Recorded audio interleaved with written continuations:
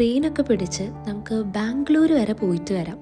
ഞങ്ങളുടെയൊക്കെ ജീവിതത്തിൽ ഒരു ദൈവത്തിൻ്റെ സ്വന്തം കുഞ്ഞു മാലാഖയുടെ ഒരു കുഞ്ഞു ഫംഗ്ഷന് വേണ്ടിയിട്ടാണ് ഈ ബാംഗ്ലൂർ യാത്ര.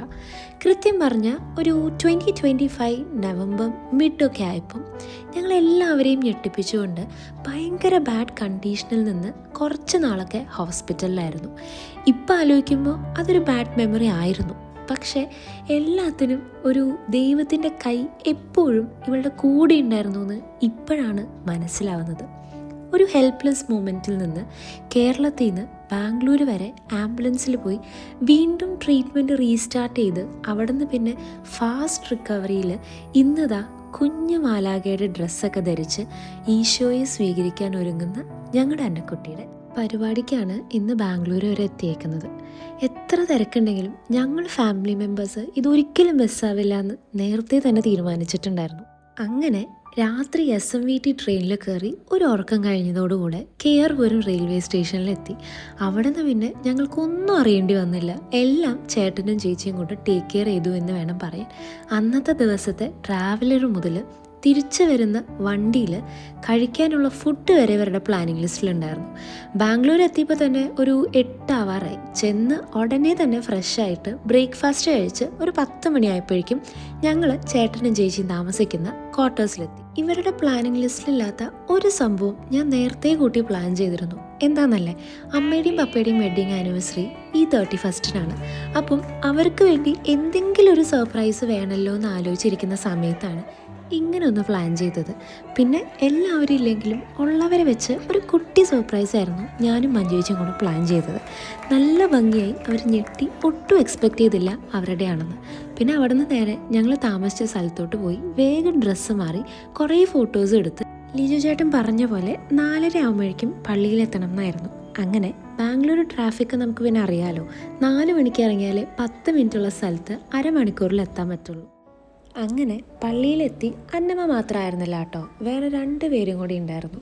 ഈ കുർബാന കണ്ടപ്പോൾ ഉണ്ടല്ലോ, വേറെ ഏത് കുർബാനയ്ക്കും കിട്ടാത്തൊരു ബ്ലെസ്സിങ് ആയിരുന്നു അവിടെ നിന്നപ്പോൾ.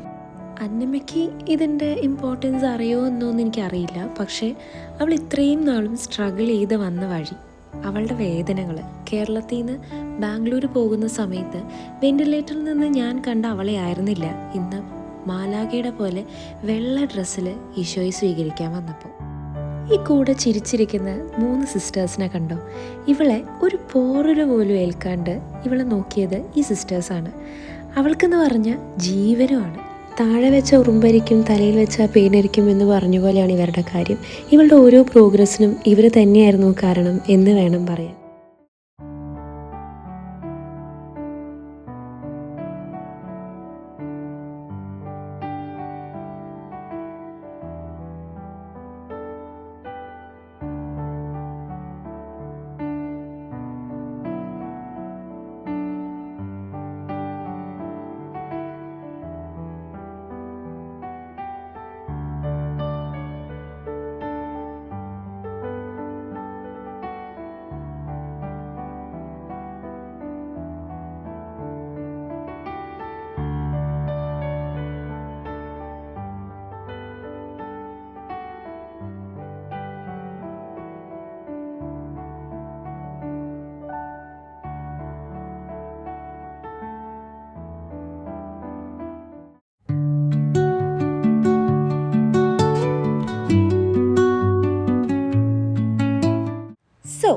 Welcome to Day 2 of my Bangalore journey on wheels.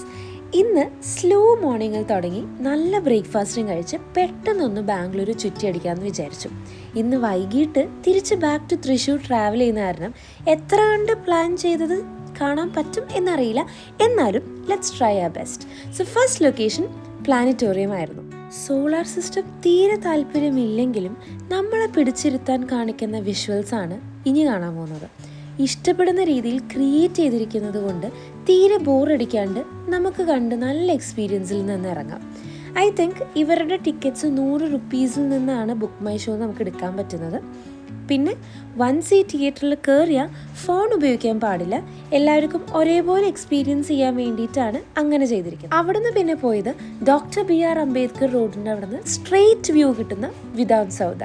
This legislative building is known for legislative assembly or council if I am not wrong. Road cross ചെയ്യാണ്ട് നിൽക്കുകയാണെങ്കിൽ നമുക്ക് നല്ല വ്യൂ കിട്ടുകയും ചെയ്യും. പിന്നെ അവിടുന്ന് next location we are heading to Visvesvaraya industrial and technological museum. If you are going with kids this is a must visit place എന്ന് ഞാൻ പറയും. കാരണം കുറേ എൻഗേജിങ് ആക്ടിവിറ്റീസ് ഇവിടെയുണ്ട്. കുട്ടികൾക്കും നമുക്കും ഒരുപോലെ എൻജോയ് ചെയ്യാൻ പറ്റുന്ന കുറേ ആക്ടിവിറ്റീസാണ് അവിടെ നമുക്ക് കിട്ടുന്നത്. ഇതൊരു 3 ഫ്ലോർ ബിൽഡിംഗ് ആണ്. ഫസ്റ്റ് ഫ്ലോർ ഫുൾ ഫൺ ആക്ടിവിറ്റീസും പിന്നെ 3D ഫിലിം കാണാനുള്ള സ്പേസാണ്. 3D എനിക്ക് അത്ര ഇഷ്ടപ്പെട്ടില്ല, പക്ഷേ നേരത്തെ പറഞ്ഞ പോലെ ആക്ടിവിറ്റീസ് മസ്റ്റ് ട്രൈ ആണ്. പിന്നെ രണ്ടാമത്തെ ഫ്ലോർ ബയോടെക്നോളജി പിന്നെ സോഷ്യോളജിയൊക്കെ പഠിക്കുന്ന ആൾക്കാർക്കും ഇൻട്രസ്റ്റ് ഉള്ള ആൾക്കാർക്കും ഒക്കെ നല്ല സ്പേസാണ്. ഇവിടെ ഒരു 100 rupees ഏറ്റവും ആണ് ഒരു ടിക്കറ്റ് പ്രൈസ് വരുന്നത്. അവിടെ തന്നെ നമുക്ക് എടുക്കാനുള്ള സൗകര്യമുണ്ട്. ഇതൊക്കെ കണ്ടു കഴിഞ്ഞ് കാലൊക്കെ കഴച്ച് നല്ല വിശപ്പോടുകൂടെ ഞങ്ങൾ അടുത്ത സ്ഥലത്തോട്ട് പൊതിച്ചോറ് കഴിക്കാനായിട്ട് പോയി. അത് വേറെ എവിടെയല്ല, ഞങ്ങൾക്ക് പേഴ്സണലായിട്ട് ഉണ്ടാക്കി തന്നതാണ്. പിന്നെ അവിടെ നിന്ന് ഒരു സ്ഥലത്തോട്ടും കൂടെ പോയി, വേറെ എവിടെയല്ല, എനിക്കൊക്കെ പഠിക്കണമെന്ന് നല്ല ആഗ്രഹമുള്ള സ്ഥലത്ത് പഠിക്കാൻ പറ്റാണ്ട് പോയ ക്രൈസ്റ്റ് യൂണിവേഴ്സിറ്റി. പിന്നെ ഒന്ന് ഫ്രഷനപ്പായി നേരെ KR പുരം റെയിൽവേ സ്റ്റേഷനിലോട്ട് ചെന്നു, സ്ട്രെയിറ്റ് ടു തൃശ്ശൂർ. അപ്പം എല്ലാവർക്കും ഞങ്ങളുടെ ബാംഗ്ലൂർ വ്ലോഗ് ഇഷ്ടപ്പെട്ടു എന്ന് വിശ്വസിക്കുന്നു. കണ്ടിഷ്ടപ്പെട്ട do subscribe and do comment if you have visited these any places. അപ്പോൾ ഓക്കെ, ബൈ.